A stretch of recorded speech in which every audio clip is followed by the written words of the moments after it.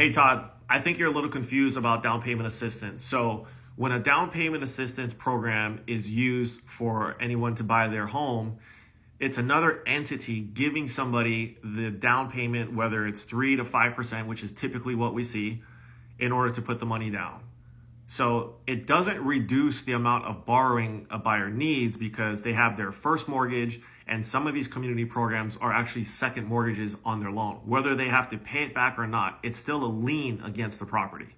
Second of all, it does not lower their payments because, as you should know this, the least amount of money you put down towards a mortgage, it increases your payment, right? Someone who's putting 3% down versus someone who's putting 20% down, the guy who's putting 20% down is going to have a lesser mortgage than the guy who's putting 3% down.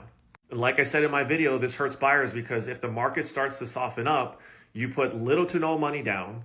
If the market pulls back 5%, you're upside down. You're dead in the water. So that's why those loans are not the greatest out there. And that's why people that use FHA loans, they use down payment assistance, those are typically the guys and gals that are first to start defaulting because of the way that those loans are structured.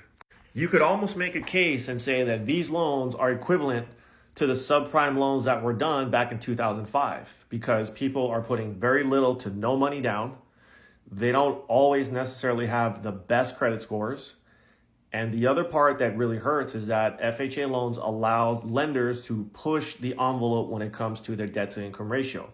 And like I said in my video, if you push the envelope to a 50% debt to income ratio, and that's based off of your gross income, what is that true number of what you're paying towards your mortgage after taxes and everything else that comes in? It's going to be substantially more. So you're literally one emergency away from not having to pay, or I shouldn't say not having to pay, but choosing to pay your emergency or your mortgage. And that's why in that video and in that chart, the number of defaults are skyrocketing.